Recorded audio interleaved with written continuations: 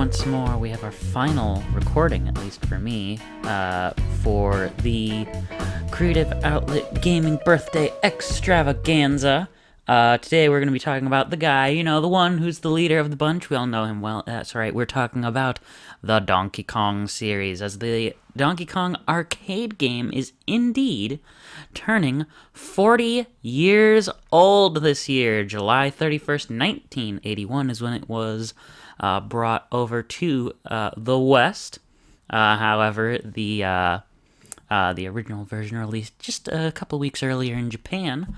And it also kind of helps that regardless, even the NES version was released in 86, so I'm just saying, no matter what, we got an anniversary happening for Donkey Kong this year. Although, of course, I care more about when the original arcade game released. Before we get too far into this little recording, I just want to point out you could very well hear plenty of construction noises in the background, so many that it would be way too much to try to get them all out because they're using one of those excavators outside not too far from here. So I want to apologize if there's any of that sound in here. I know that would be quite irritating for some listeners, but I don't know exactly what I can do about it at the moment. Regardless of that, today we're going to be celebrating Donkey Kong. And we have a few games to talk about here. Not nearly as many as I talked about when I talked about Sonic or Zelda, but a little bit more than we talked about when the Ace Attorney series. And of course, we're going to talk about the typical topics in every episode as well. What's in the future for Donkey Kong? And we have a little bit of a special topic here. I want to make sure. I'm pretty confident I know what it's on, but I haven't checked my notes in a little bit. I just pulled them up for the first time in a little bit, but it should be focused on actually one of the games we're going to be talking about in the overview, but I'm not going to address the specific problem I have with it. Yes. It's focused on Donkey Kong 64, and the classic question, what the heck should have been done about switching the Kongs? The other option I would have picked as something that I think could have been interesting to solve in that game would be, how do you remove some of the collectibles from the game? That's, we can save that probably briefer conversation for when we actually discuss Donkey Kong 64, which hopefully shouldn't be too far from now anyway. So Donkey Kong, it's quite an interesting series. It's had very interesting directions. You know, you have your arcade. It's like, it is one of the series that is most definitely defined by eras, not just console eras, but full-blown, these few games define an era, these few games define an era, and these remaining games define an era. I would describe it as like the arcade era, the Rareware era. I describe it like that because I could say the country era, but, you know, that kind of makes it hard to fit in Diddy Kong Racing and Donkey Kong 64.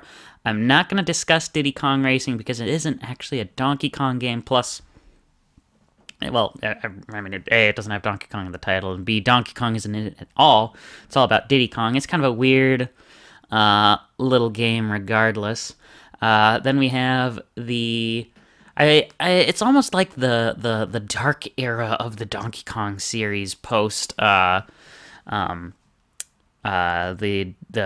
Rare leaving Nintendo, but then it picks up again with what I would call the Retro Studios era, in when Donkey Kong Country Returns and Tropical Freeze were released. But with those two eras defined here, let's talk about the original arcade Donkey Kong. So, you know, Donkey Kong is a game that I've played, definitely not as much as Pac-Man or Galaga, but I have played it a fair share of times.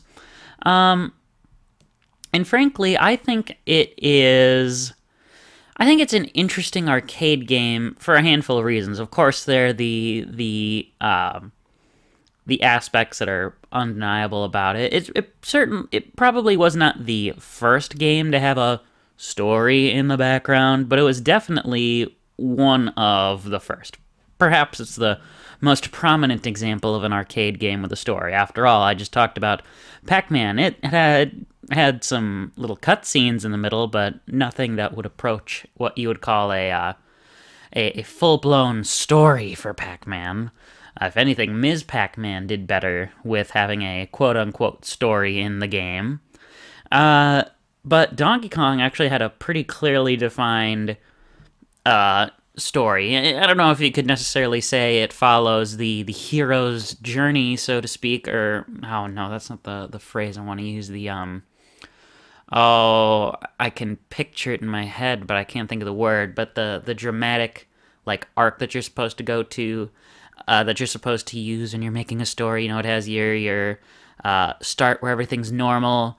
Then you have your... There's something that causes the rising action, then the climax falling action, and the resolution, so to speak. I suppose in a sense it has that. After all, the story of Donkey Kong is pretty simple.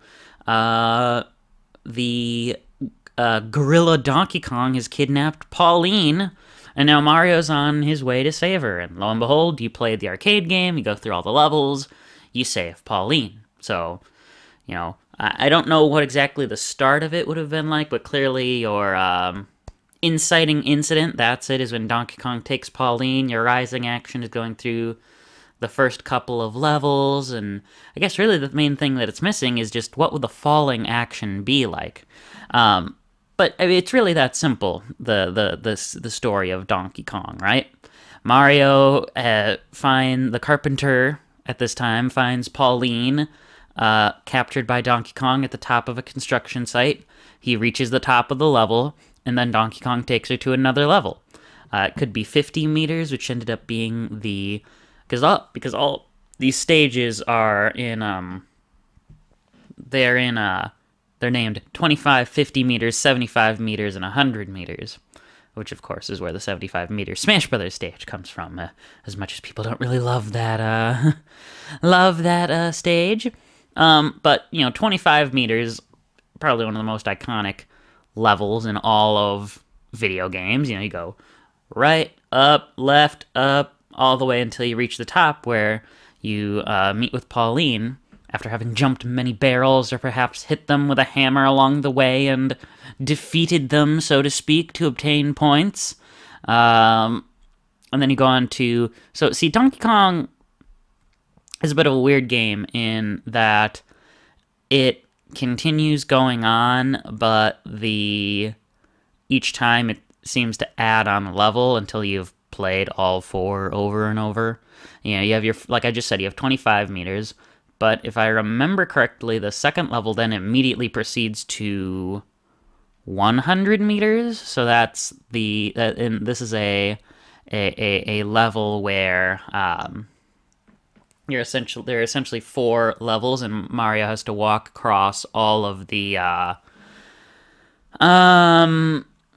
how do I describe it? They're like bolts of some kind that are leaving all the platforms together, and then of course once they're all walked over, it causes Donkey Kong, because he's so heavy, to fall and crush all the platforms below him, and then the game ends. But then it seems that then in the second playthrough you add 75 meters in the middle instead of 50 meters. 75 meters, man. It's such a weird stage. I'd say it's closer to... it's definitely closer to 25 meters than any of the other levels, but it's similar. You just need to get to the end of the level. But now it adds in some different mechanics. You know, things get a little more complicated. You have these pickups that you can obtain for more points. There's a parasol. Pauline has a hat. She has some kind of purse. You just pick those up. You get some extra points for having done so. It's definitely a much harder level. You have much taller ladders you have to climb. There are these elevators that you need to carry. And make sure you don't go to the bottom or the top of the elevator, because you'll just get crushed and die. This is the first game to...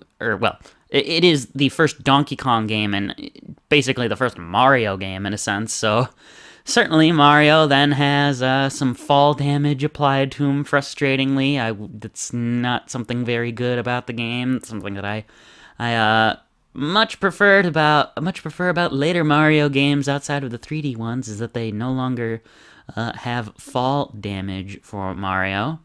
But then when you go through the final, the fourth run through, you get all 4 levels, 25, 50, 75, and 100 meters, and 50 meters, I swear, some have described it as, like, the Pie Factory stage, but I think it's actually supposed to be, like, a cement mixing site.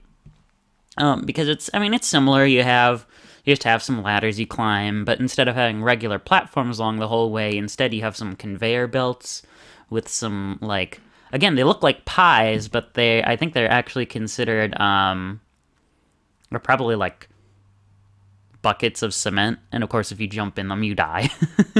So you need to get to the top of the level, but now you have to contend with conveyor belts. So Donkey Kong is certainly a simple and well-designed arcade game, but ultimately I wouldn't really call it the one that I am the most attracted to playing whenever I see arcade games around. And to be fair, I guess part of that is I've actually never seen a standalone Donkey Kong game. I've seen, like, have you ever been to restaurants or other places that just have these arcade games that have, like, God, probably 36, 42 or so games in one, just all preloaded onto it? Those are the only ones that I've ever seen Donkey Kong on. And, some of them, of course, they have Donkey Kong Jr. or 3, and that's just other games, Pac-Man, Galaxian, whatever else you can think of. It could be on there. Not everything's on there. And then you have some weird ones, like, there's this arcade game, Ladybug. I actually like that. It's a weird Pac-Man clone, but we're not here to talk about Pac-Man. We're here to talk about Donkey Kong. But I would hope that if I ever did see a standalone Donkey Kong game, or arcade cabinet, that I'd want to play it. And then Donkey Kong's the arcade game has had such an interesting legacy in with all of its ports, because nowadays when we think of Nintendo games, right? What do they all get ported to? Well, only Nintendo hardware. But this was, Donkey Kong was 1981. The NES was not out yet. So Donkey Kong was actually released on tons of different hardware. It was on the Atari 2600. It certainly wasn't the same, but it was on the Atari. It only had 25 meters and 100 meters, but it was still on there. Similarly, there was a ColecoVision version. There was an Intellivision version of Donkey Kong. Eventually, of course, Donkey Kong would end up on the NES, as I pointed out. There would end up being a Game & Watch version of Donkey Kong. It seems to be the most common Game & Watch unit as well. But even all of these other versions are still missing things, like a bunch of versions seem to leave out 50 meters in particular. Some miss out on 75 meters. Other ones miss out on aspects of the arcade game. Like, they don't include there's this screen that has, like, it's a very weird screen. It's like, how high can you get? And it shows Donkey Kong, and then when you get to 50 meters, whoa, it's 2 Donkey Kongs standing on each other. It's a very weird sort of thing. Some versions don't have that. Some versions don't include all of the items. Even the NES version misses 50 meters. And then interestingly enough, there was a unique version of the NES version of Donkey Kong made only for the 3DS. Very, very strange. Actually, it might have been on the Wii as well. I'm looking at the Mario Wiki article here to see if I am missing any important things that I'd want to talk about. It looks like the Donkey Kong Original Edition Virtual Console release was also on the Mario 25th Anniversary Red Wii pre-installed. What a weird... Again, this version of the game has had very strange releases. But then it was also available on the 3DS in some weird aspects. You could find it in Japan using Club Nintendo by downloading something like New Super Mario Bros. 2 between certain dates. And then, between certain dates in the US, you could download certain titles to get it for a North American 3DS.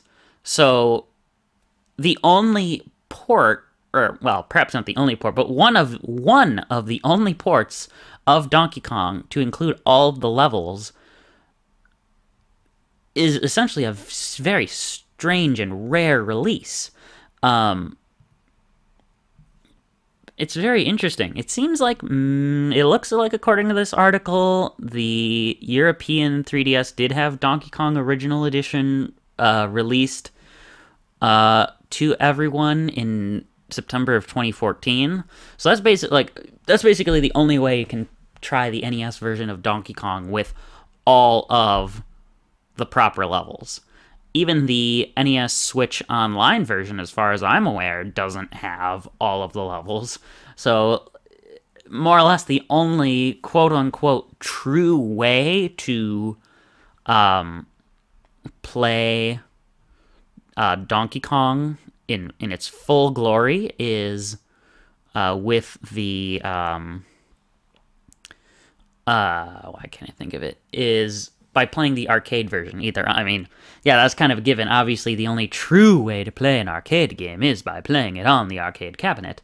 But especially with Donkey Kong, if you want to get all the levels, you need to play the arcade version. Now, fortunately, there is the Switch Arcade Archives release. That's not the version that you've probably been seeing footage throughout me talking about the original Donkey Kong here with. I only have the NES version on Switch Online, but I think it's a perfectly fine version of the game, but it's so fascinating to see how many different versions of Donkey Kong there are. And, of course, as the series went on, we would see, oh, there's not quite so many ports of these games here, including with the second entry in the Donkey Kong series, not Donkey Kong 2, but Donkey Kong Jr. So Donkey Kong Jr. is interesting because I wouldn't really call it super different from the original Donkey Kong, but it is definitely it seems to double down on a lot of aspects of the original Donkey Kong. I would say for the better. Of course, it is literally a continuation of the original story. What do you think would happen at the end of Donkey Kong after Mario's saved Pauline and Donkey Kong's sitting all knocked out? Mario's going to capture him, right? Now, if Donkey Kong has a son named Donkey Kong Jr., well, what would you want to do as the son of Donkey Kong who's captured? Well, you'd want to free him. So now the story has flipped where, Mario's now the bad guy, right? He's trying to keep Donkey Kong locked up, for better or worse. So now you play as Donkey Kong Jr. and want to free him.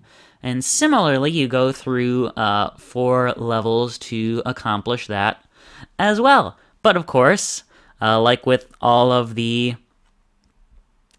Donkey Kong 1 re-releases, certain versions of the game might not have all of those levels. Now, I do think that, if I remember correctly, the NES version actually does include all of the levels, unlike the original DK, so to speak. But if I'm going to be totally honest here, I really don't like Donkey Kong Jr. I think the original Donkey Kong is a much superior game.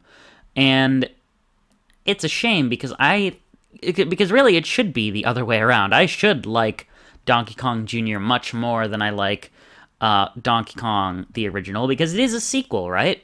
Granted, it's not like it had a ton more time. It only came out a year later than the original Donkey Kong, and it does have some new aspects, like in Donkey Kong Jr., a lot of the gameplay is based on climbing up vines and instead of ladders. So, for example, Donkey Kong Jr. can climb up one vine, but it'll go pretty slowly. But if you have him reach onto an adjacent vine, he can climb with both and go much faster. So you can strategize to like, okay, do I need to go faster here? Is there an enemy coming? Do I want to slow down? Do I need to turn myself? So it has some more interesting choices. But I find that those choices end up not being particularly helpful for me. Like I tend to find I can get past the first stage of Donkey Kong Jr., but then when you get to the second and especially the third stage is when I start to struggle. The fourth stage at least seems pretty easy. You just need to push the keys up to the top to free Donkey Kong, but I tend to find I have trouble with it. I don't know why. I mean, for all I know, in the footage that I've been showing of Donkey Kong Jr. here as I've been playing it, I've been playing just absolutely amazingly, getting through every level. But I just find that the later, like, I don't know if it's that the controls are more stiff, or if it's just my penchant for wanting to play quickly is just getting me killed. But I have trouble playing Donkey Kong Jr. But even still, including in the arcade as well. It's not just the NES version, it's the arcade version as well.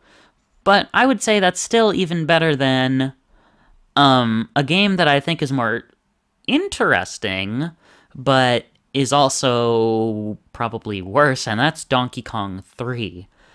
You know, when I was a wee lad, I was aware of Donkey Kong, I was aware of Donkey Kong Jr. I had no idea there was a Donkey Kong 3 until, honestly, I had a computer to learn about these sorts of things from the Mario Wiki, and I was like, there's a Donkey Kong 3? I wonder what that's like. And kind of like with the Donkey Kong Country Trilogy, I do think Donkey Kong 3 is interesting, if only because it is so...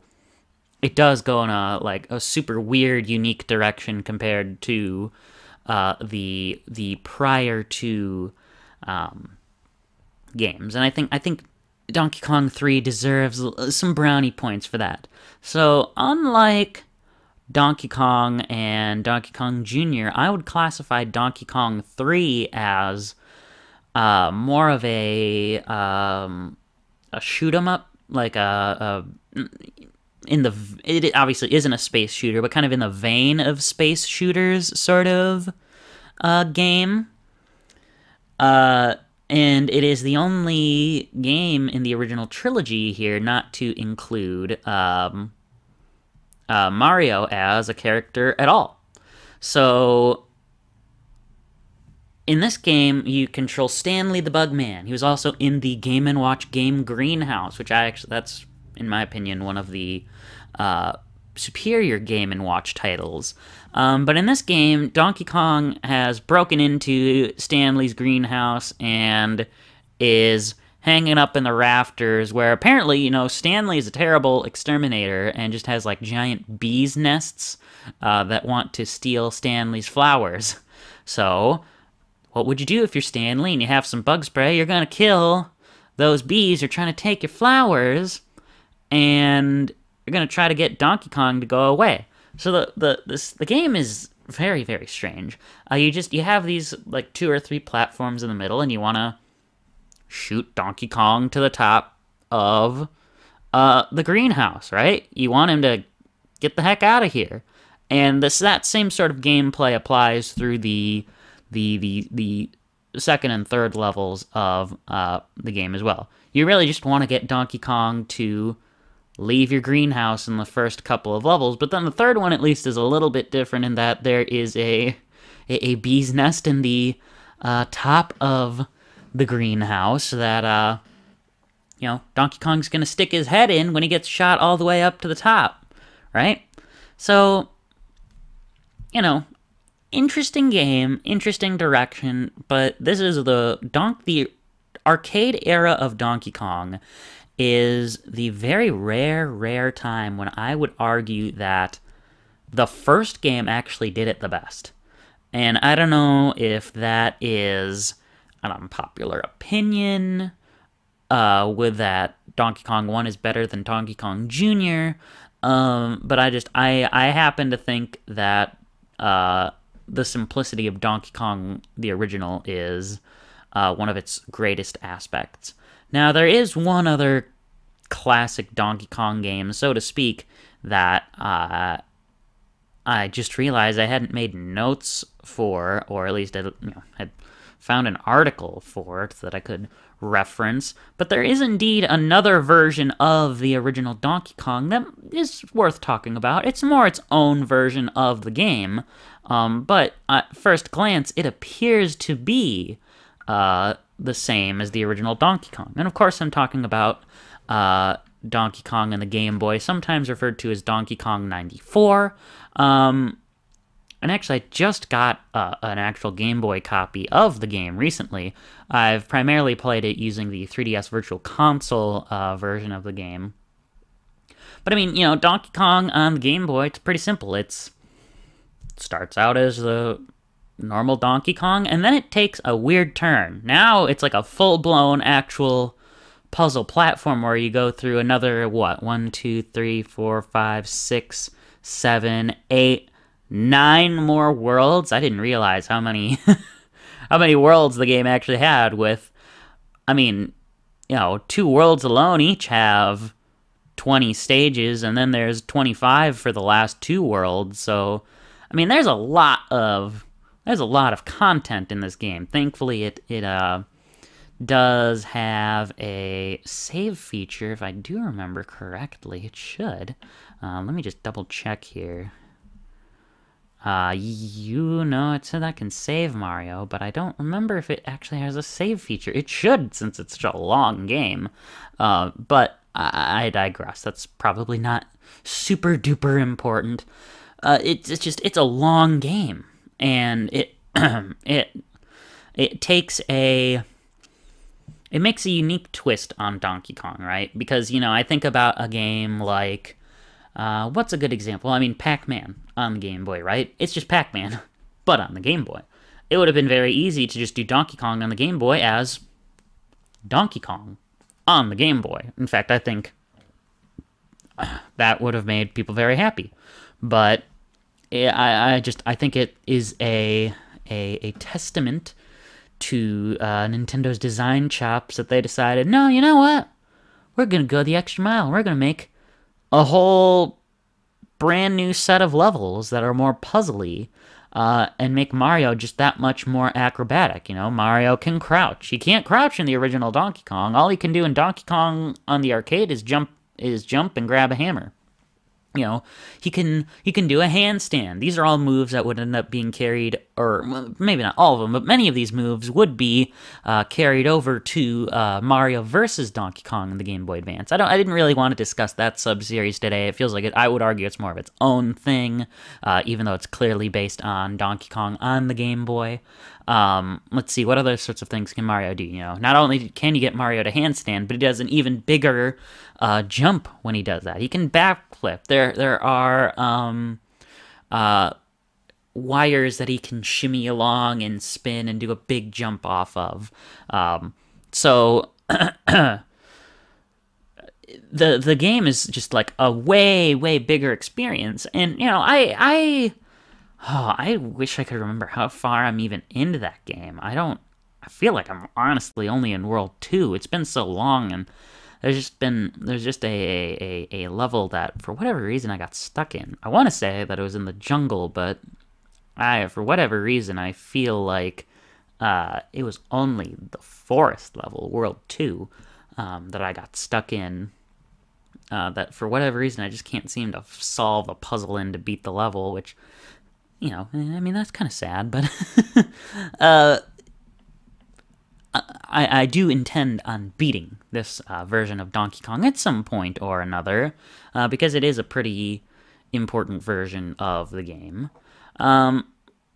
but I don't have a ton to say on it because I haven't played it a bunch. That was one of the first 3DS Virtual Console games I did purchase, so in that sense, it is important to me, as it was one of the games that established my relationship with the 3DS.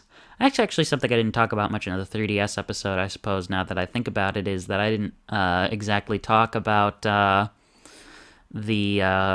my experiences with the Virtual Console at all in that version, but I don't think that's super duper important here.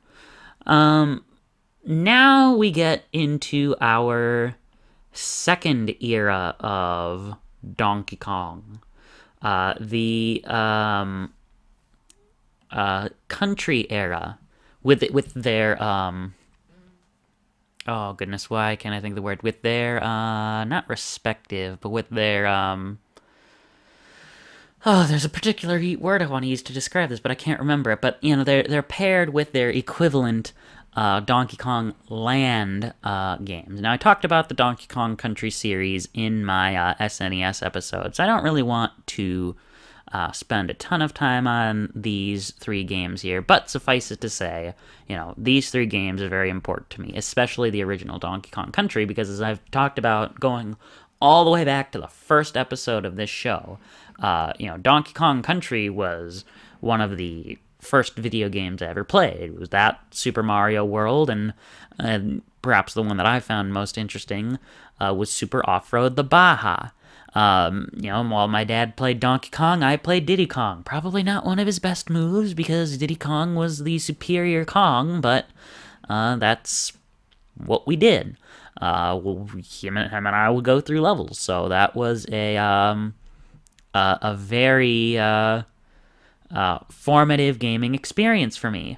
Whereas I associate Donkey Kong Countries 2 and 3 more with the Game Boy Advance versions.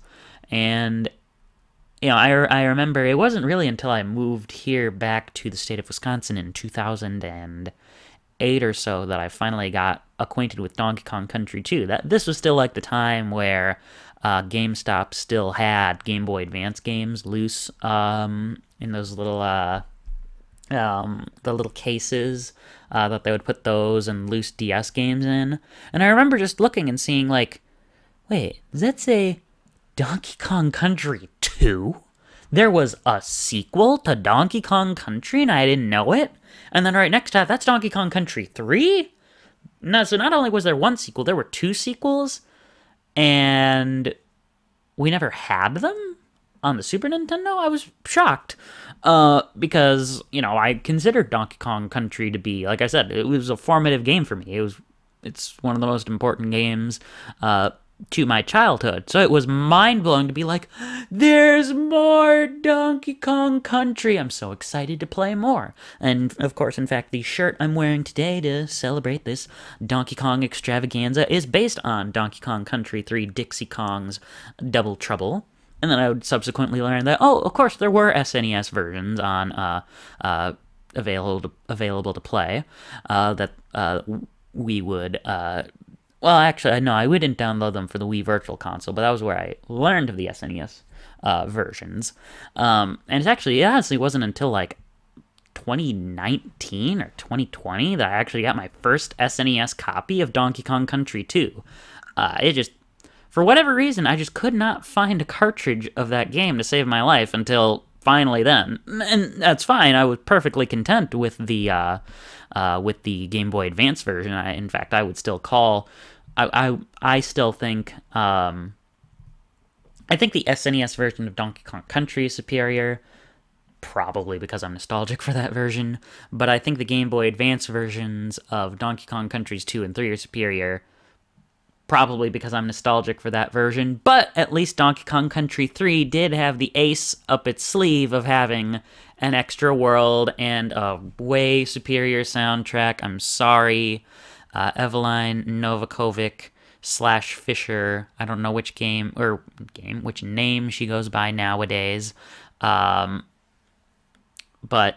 I do much prefer David Wise's Donkey Kong Country 3 GBA soundtrack, but that's neither here nor there.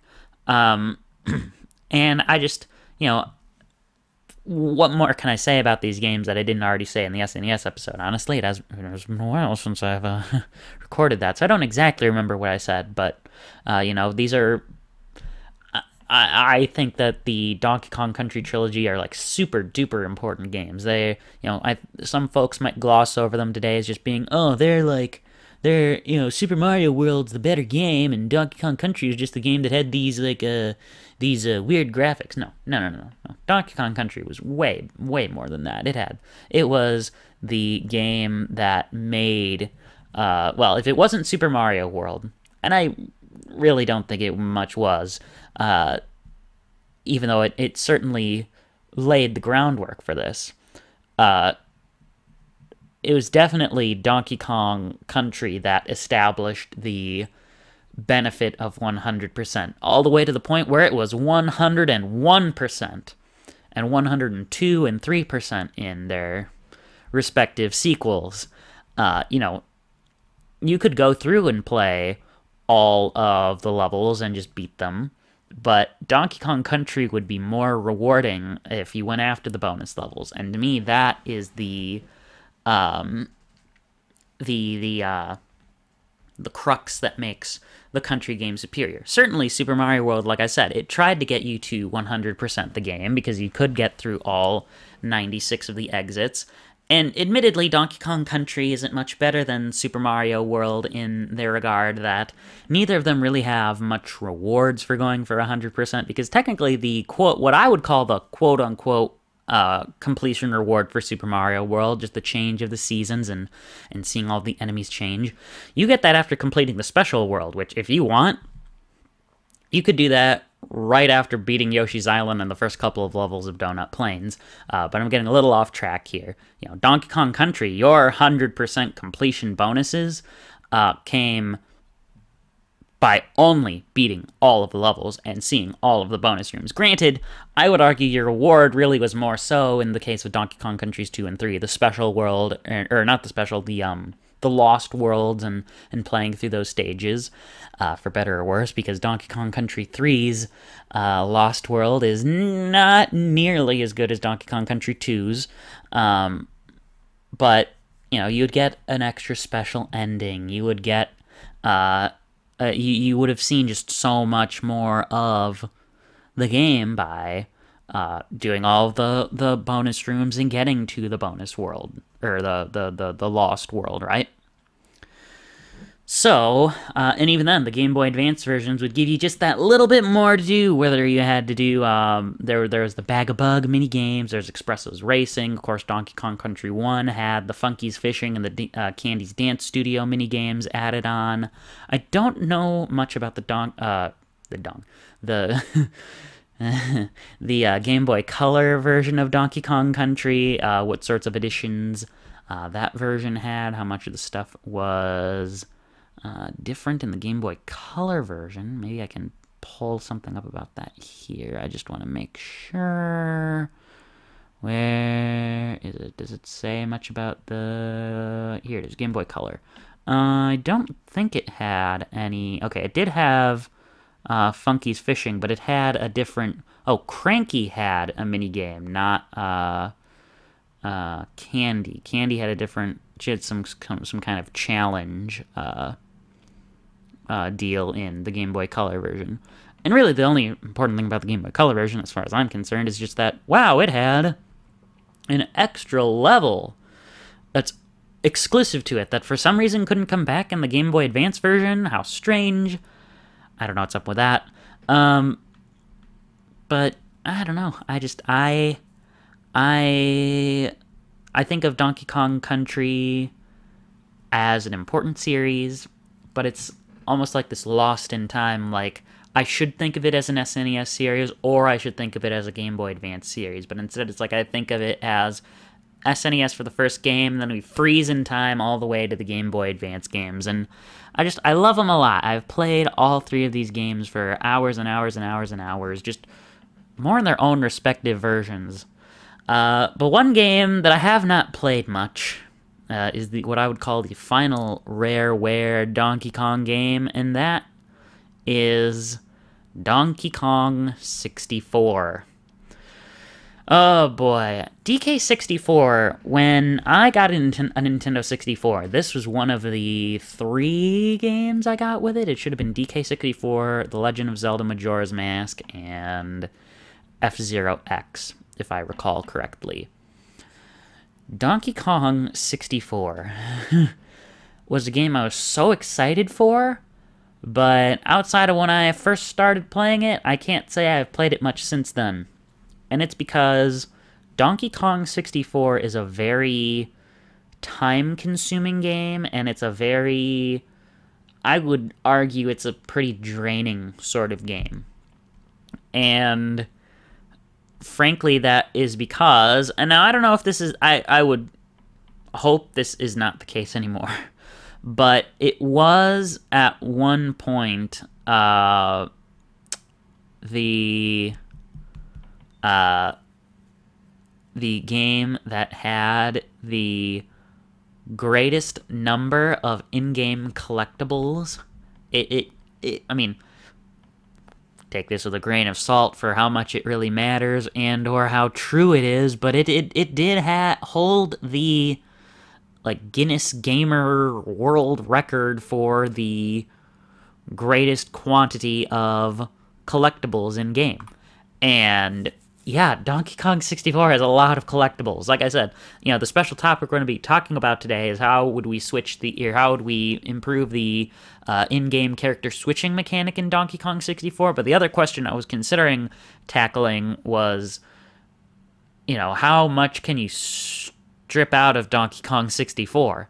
And the reason I didn't go with that question is because, and this is not to get all, I've taken a game design class, attitude on you, but, video games are a system, and, I'm sure you've learned about systems in, middle school science or maybe high school science, but what happens when you have a system and you take a part out of it? The whole thing collapses.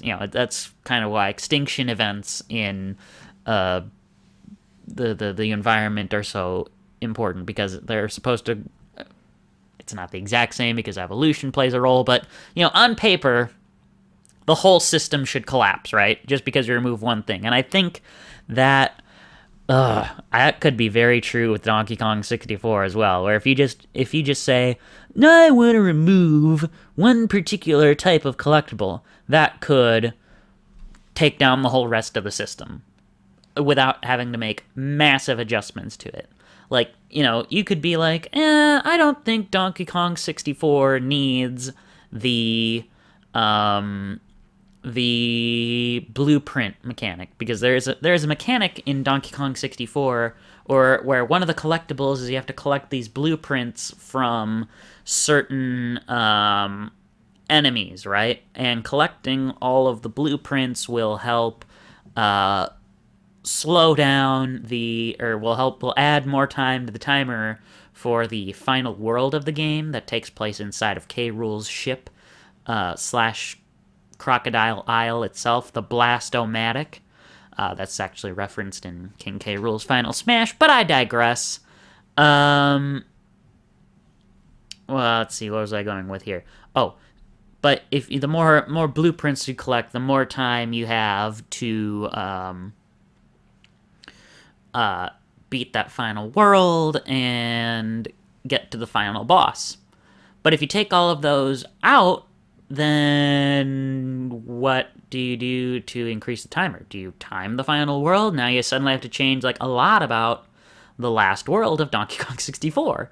There's a lot of golden bananas, you give these blueprints to the character Snide the Weasel, and you have to give him, he will exchange golden bananas for those blueprints. Well, now do you get rid of all those golden bananas? Well, then that means now now there's not 5 bananas in every world. Is that okay? Do you need to change the number? Do you need to add more challenges? There's a lot that goes into just making what sounds like could be a big change. And really, the main way to improve the quantity of collectibles in Donkey Kong 64 is that a lot of them shouldn't have been there in the first place, because then you would never have to ask yourself these questions about, well, what, what would happen if we didn't have the banana fairies that you have to take pictures of with banana camera film, right? You wouldn't have to really worry about that. What would happen if we just made Cranky be the advice person or the advice Kong instead of Wrinkly Kong, who's now a ghost because she passed away between Donkey Kong Country 3 and Donkey Kong 64. For some reason, I don't know why Rare decided to go in that direction. That's interesting, but sad nonetheless. Well, then, what would you do with all the extra moves? Is it good to have all these extra moves that you can learn to do with all these weird button combinations? Those are so many things. There's just so many things that change by making one little change in the game.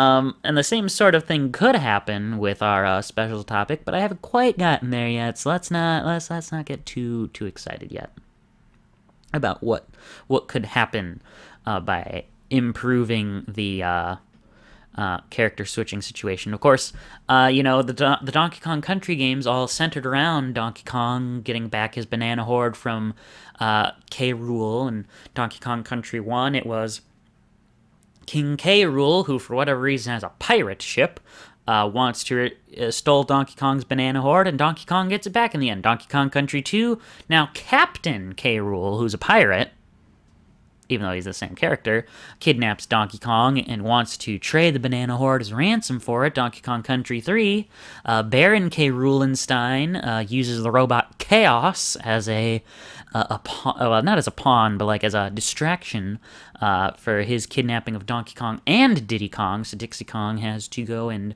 figure out why DK and Diddy have been missing for so long. And now Donkey Kong 64, K. Rool has gone back to not only taking the banana horde, but also preparing this doomsday device in the form of the Blast-O-Matic to try to destroy DK Island, right? So, K.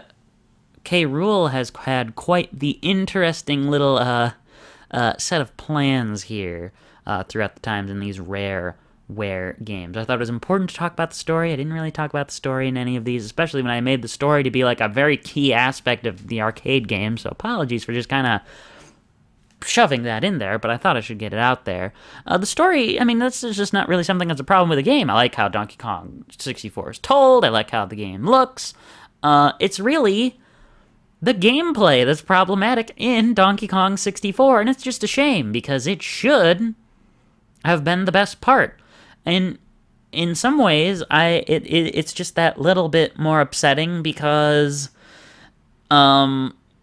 Donkey Kong 64, I would argue, is not a bad adaptation of the Donkey Kong Country formula, you know? It does include a lot of similar aspects to what Donkey Kong Country put on the map. You switch Kongs through, well, I mean, you had the Kong follow you, whether it was Diddy or Donkey Kong or Kitty or Dixie or whoever the heck you were playing as in a particular game. So you switched Kongs. You had bonus rooms that had mini games that you played. You had your animal buddies. You had minecart levels. Like, there are a lot of aspects of Donkey Kong Country that are in Donkey Kong 64, but that makes me wonder then, perhaps would the country formula not work in 3D, at least in a collectathon setting? Maybe it probably would have been a lot harder to do this, considering that, you know, Nintendo 64 used cartridges, and that made making more stuff in a game more difficult compared to the PlayStation, but perhaps Donkey Kong 64 would have worked better had it gone for the Crash Bandicoot approach of having multiple levels with the bonus rooms. In fact, I would, if you want my honest opinion, I don't like them as much, but I would contend that the Crash Bandicoot trilogy is in some ways a better successor to the Donkey Kong Country trilogy than Donkey Kong 64 is, because it includes, you know, more or less all the same aspects of the Donkey Kong Country trilogy in 3D, all the way to the point of going through linear levels with the bonus rooms along the way that you have to collect, that you need to complete certain objectives to not only get there, but also just complete them in general, right? So, but that's getting a little bit off track. I don't know, maybe, I'm just saying, maybe the crash direction might have been better for Donkey Kong 64, but the technology that was the Nintendo 64 just couldn't handle it. But alas, we got the game we got in the end, and we will come back to this question of how could the Kong switching mechanic have been tackled later in the rest of this podcast.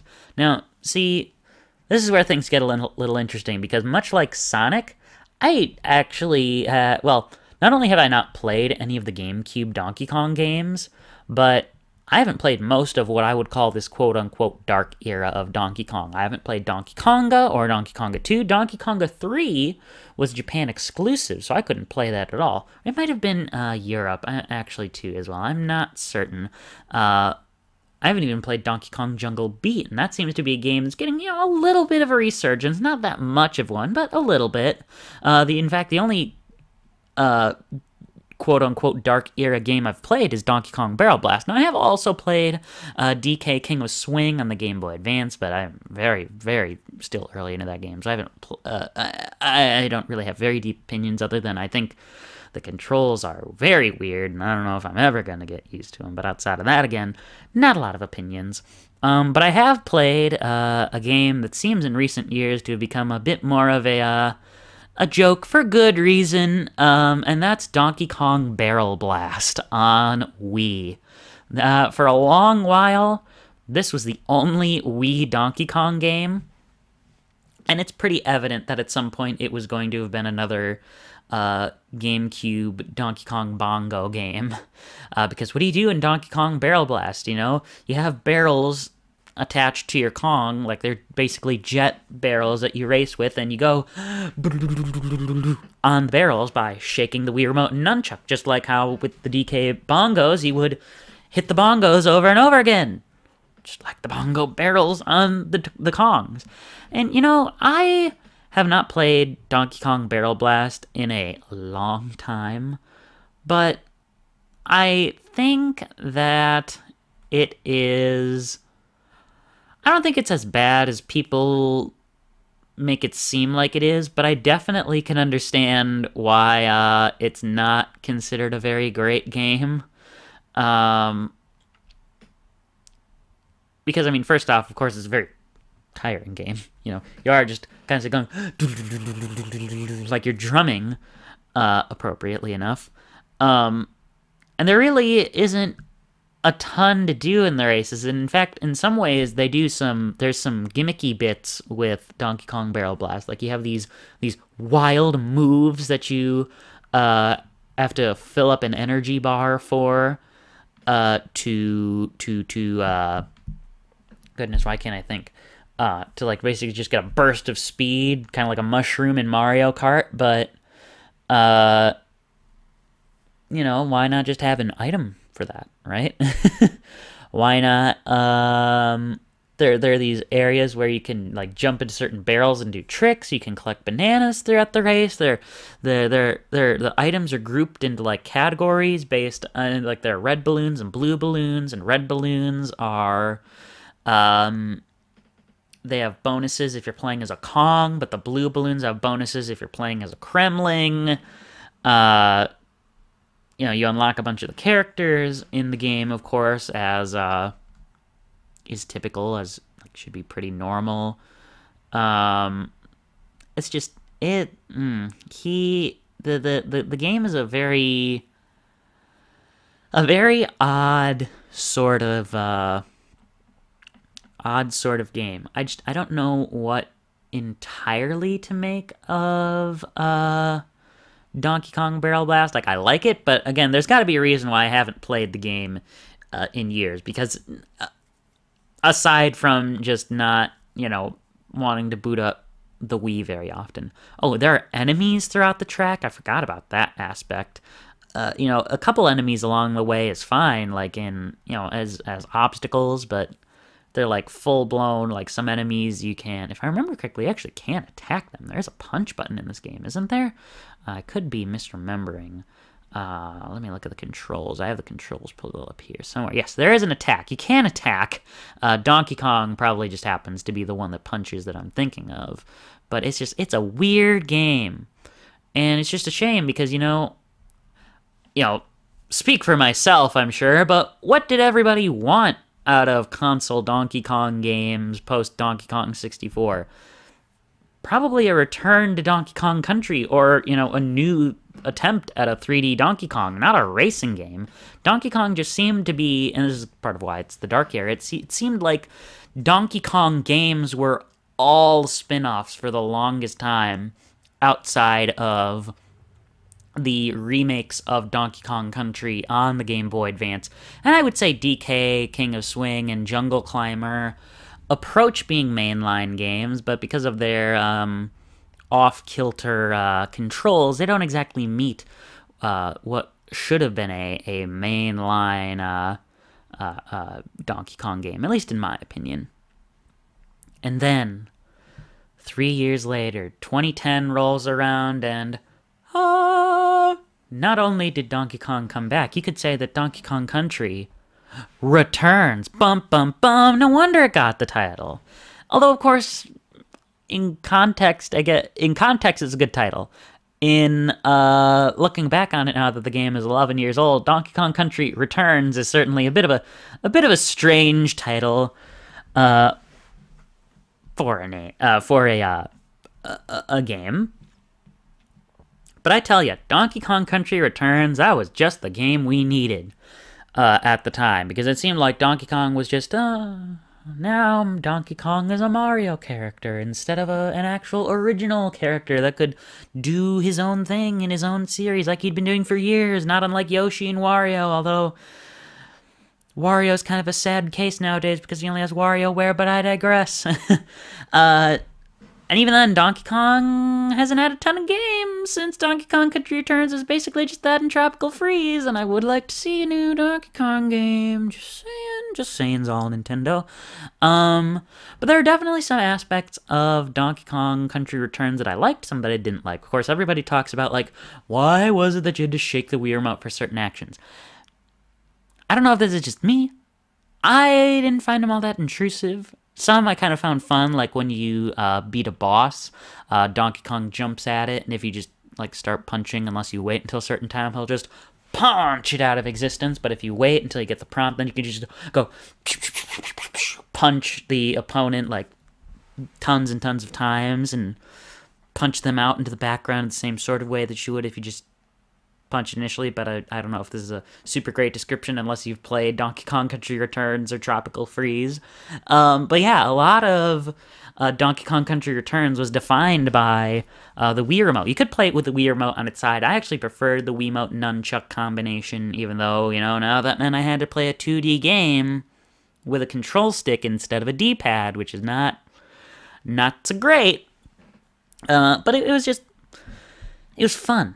And it was just great to see, oh, Donkey Kong's back, and the levels are, you know, they're challenging. They have bonuses, they have collectibles. I actually 100% completed Donkey Kong Country Returns 3D on the 3DS. And that version, of course, had button controls. You know, just a little bit of everything returned. But there were also still some strange things, like there were new enemies in the form of the Tiki-Tak tribe. Rambi was the only animal buddy. Technically, Squawks was an animal buddy, but he only shows where puzzle pieces are. Oh, yeah, that's another thing. There's new collectibles. Instead of getting coins from bonus levels to unlock the final world, instead you would obtain puzzle pieces that would unlock a piece of concept art for a level.